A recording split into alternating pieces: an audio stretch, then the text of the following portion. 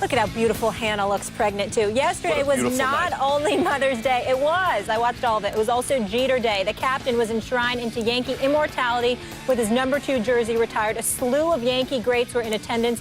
Bernie Williams, Mariano Rivera, Jorge Posada, Andy Pettitte. But one glaring absence would be Jennifer Lopez's boyfriend was not in attendance. Max. Yeah. Should A-Rod have showed up? Yes, he should have. I know, look, don't want to be a distraction and all that. He's always drawing attention to himself. World Series starts, he makes an announcement, and all of a sudden no one's paying attention to the World Series. I get it. And I know, you know, the falling out with Jeter all those years ago, and they've had that awkward interview recently, and Jeter was obviously seething. I get it. But I think the lesson in life is, at least that what life has taught me so far, you show up. Even when you think it's going to be awkward, even if you think that's going to be the case, even if you think you're not wanted there. I hide. But if you're invited, you show up. Oh, I'm not saying that I do. I'm saying you're supposed to. You show up. That's usually the best policy, and I think it would have been the best policy here. Whatever kind of distraction A-Rod may have felt he may have created, whether or not he would have felt welcomed by Jeter, or maybe even if Jeter felt like, oh, good, I'm glad that guy's not here, it says something about you. People admire the character of someone who shows up. And that's been the issue for A-Rod, really. Why throughout their careers, remember, the triumvirate at shortstop a generation or two ago now was Jeter and A-Rod and Garciaparra. And Jeter put up the lesser numbers of the three. Of course, Garciaparra was hitting at Fenway. And then A-Rod with the PED scandal. But Jeter put up the lesser numbers of the three, the least of the three. And yet, history will record that he was the guy you'd want. He was the guy you want. You know why, Stephen A? If they were honoring A-Rod, you know who'd show up? Derek Jeter. That's a great point. Everyone admires the guy's character. And that quality, that belief in himself, the fact that his teammates would look at him and say, and because he felt that, on every field he ever stepped onto, he was the best player on the field, whether it was true or not. But he believed in that, and the integrity with which he went about his business permeated the team and the clubhouse and the culture. And it's things like showing up when you're supposed to show up. To hell with the distraction and how it may be received, you show up. A-Rod didn't, it's not surprising. You are very popular in terms of using the word optics, how something looks. From the optics perspective, you're not wrong. But people have their preferences, Max. And what matters is what Jeter would want, more so than what looks good. And based on that reality, I have no problem with Alex Rodriguez being away. Now, let me say this, first of all. As much as I detest some of the things that Alex Rodriguez has done, he does not deserve to be called Jennifer Lopez's boyfriend. He's A-Rod, okay? Because he did what he did long before she ever came in his life. What do they call him? J-Rod? What do they call him? Say J-Rod. J-Rod. Who's the bigger name? Call her J-Rod. Don't call him A-Lo. Put some respect on Jennifer Lopez's name. No, put some respect on his name. She's claiming that J-Lo is bigger than A-Rod. I don't know about that. J-Lo is bigger than A-Rod. We don't have time. Not in baseball. Not in baseball. Okay, not in baseball. And the rest of the world, yes. But let me say this. Yes, and yes, she is bigger than the rest of the world. No doubt about that. Here's the deal. $1 billion. Here's the deal. You know how much she made? You know what she's worth? I don't know. Let me get to my point, ladies and gentlemen. Google it. Max Kellerman, you deserve what you want. It's Jeter's day. Jeter and Alex Rodriguez were so close at one time that teams in both clubhouses were teasing them about their quote-unquote bromance. That's how inseparable they were before Alex Rodriguez got to the New York Yankees. But when he signed that 10-year, $252 million contract, and then he started talking about Jeter and about he's just not in the big numbers. Let me read this quote to you from Esquire magazine in 2001, Max Kellerman. This is after A-Rod signed his Texas deal. After the Texas deal, before he got to the Yankees. There's a big difference. Jeter had 71 RBIs, 15 home runs, blah, blah, blah, blah, blah. Then he says this quote, Jeter's been blessed with great talent around him. He's never had to lead.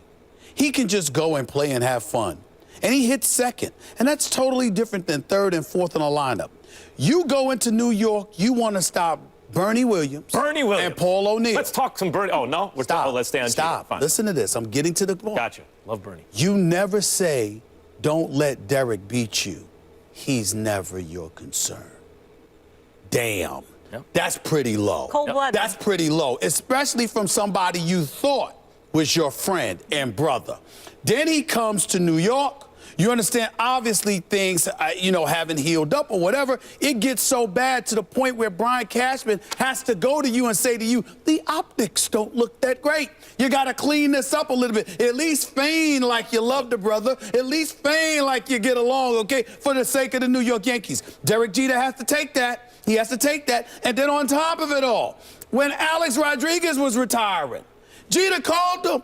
Alex Rodriguez said, my phone messages, my voicemail message box was full. I never got the message. I mean, that's recently. So we're going from 2001. Some people don't check their voicemails. Wait a minute. We're going from 2001 to what is it, 2014? Yeah. Where this a 13-year span where there are elements of disrespect all over the place. Now, on my retirement day, where they're honoring me, my mama and my dad is there. On Mother's Day, my lady, my wife, and my child to be in attendance. My boys are there. You Pettit, Bernie Williams, all of these dudes, and Mariano Rivera. I mean, I can't have you with them as if you wanted them. No, you're separate and apart from them. Look. And that's what I'm saying. I just got to say one thing. You know how I know this is a good argument? Because after you were done, I'm like, oh, I'm Team Max.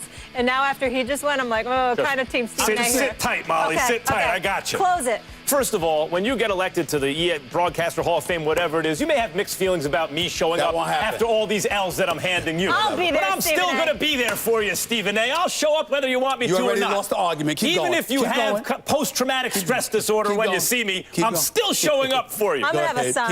That's number one. Keep dreaming. Go ahead. Number two, they won a World Series together. They appeared in 2 World Series, won 1 together. They did that whether they love each other or not. And you're right. Jeter held a grudge after that because Jeter never had to down anyone else to up himself.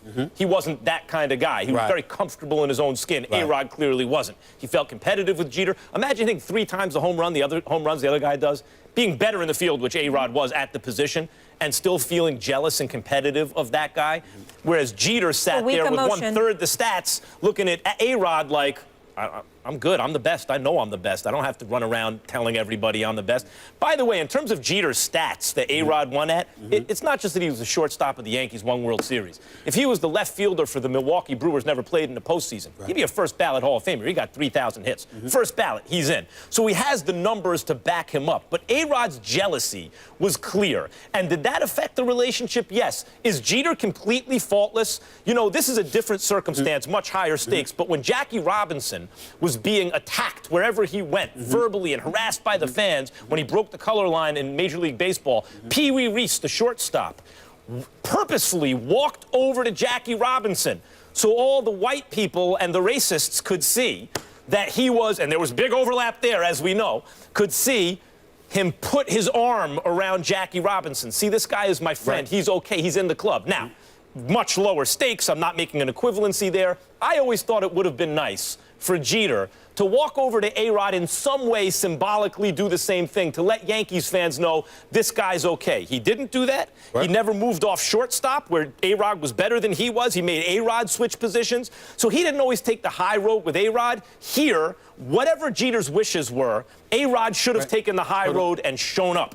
You're wrong. And the reason why you're wrong is because the jealousy that you allude to gives the impression that A-Rod arrived in New York and because he was never going to be Jeter, blah, blah, blah. That quote I read you was when A-Rod was with the Rangers. So that's before he ever got there. So that you can call it whatever you want, but there was a problem, and it was betrayal. Not jealousy, betrayal. That's number one. And he never forgave him. Never forgave. That's right. Well, listen, and why should he? Because it kept going on and on. And last but not least, the Hall of Fame stuff, I'm not in the popularity contest, but you is a bad example because guess what, Max? You had to answer that one, unfortunately, half an hour ago. Unfortunately, I'm glad you admitted it was a half hour ago. But unfortunately, you happen to be one of the nicest human beings I've ever known. So I will always show up. Ixnay on the ice. I will always show up, and you will always be welcome wherever I go because you don't do betrayal. You are a class and neither do I. That's different than what we saw from A-Rod. That's fair. I agree. He betrayed him. I still don't know whose team I'm on, though. Let me know on Twitter. All right, when we come back, Kawhi Leonard goes down with injury after landing on Zaza Pachulia's foot. These guys going to tell you if the league needs to get involved after the Spurs' big loss, and the Cavs say they're getting a little anxious to get back out there on the court after not playing for a week. So with all this R&R, should we book back-to-back